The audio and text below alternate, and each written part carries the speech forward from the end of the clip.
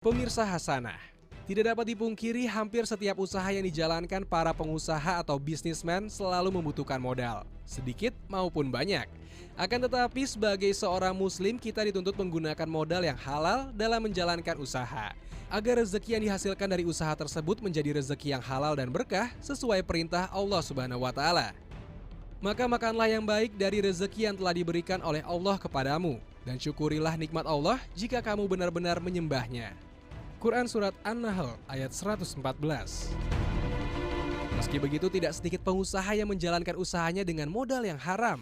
Lalu bagaimana jika seseorang terlanjur membangun usaha dari modal haram, kemudian dia ingin bertaubat kepada Allah, sedangkan usahanya sudah tumbuh menjadi bisnis besar?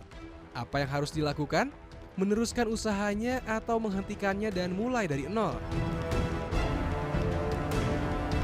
Hal pertama yang harus dilakukan adalah segera bertaubat kepada Allah dengan taubat nasuha, yaitu memohon ampun kepada Allah atas segala dosa yang telah diperbuatnya, menyesali perbuatannya dan bertekad bulat untuk tidak mengulanginya. Hal ini sebagaimana firman Allah Subhanahu wa Ta'ala, "Hai orang-orang beriman, bertaubatlah kepada Allah dengan taubat yang semurni-murninya. Mudah-mudahan Rabb kalian akan menghapus kesalahan-kesalahan kalian dan memasukkan kalian ke dalam surga yang mengalir di bawahnya sungai-sungai." Quran Surat At-Tahrim ayat 8. Terkait apakah dia harus meneruskan usahanya atau menghentikannya, maka lihat mana yang lebih kecil mudorotnya. Apabila usahanya sudah tumbuh menjadi bisnis besar dan telah menjadi sumber penghasilan bagi banyak orang, maka menghentikan usaha tersebut berpotensi menimbulkan kerugian dari banyak pihak. Tidak hanya bagi pemilik usaha, namun juga para pekerja dan orang-orang yang terkait dengan usaha tersebut. Oleh karena itu, tidak mengapa meneruskan bisnis tersebut, hanya saja pemilik usaha harus membersihkan kekayaan usahanya itu dari segala modal dan harta haram, agar rezeki yang diperoleh dari perusahaan itu menjadi rezeki halal. Bagaimana caranya? Dalam hal ini ada dua permasalahan. Pertama, jika memungkinkan mengembalikan harta tersebut, maka wajib baginya mengembalikannya kepada pemilik harta atau ahli warisnya. Baik harta itu diperoleh secara zolim seperti hasil curian, perampokan, penipuan, korupsi dan semisalnya, atau diperoleh secara sukarela seperti hasil suap, transaksi riba, perjudian dan sebagainya. Dia harus mencari sang pemilik harta tersebut hingga menemukannya. Hal ini sesuai sabda Nabi Shallallahu Alaihi Wasallam. Janganlah salah seorang dari kamu mengambil harta benda saudaranya, baik dengan bercanda maupun serius. Apabila salah seorang dari kamu mengambil tongkat saudaranya, maka hendaknya ia mengembalikannya kepadanya.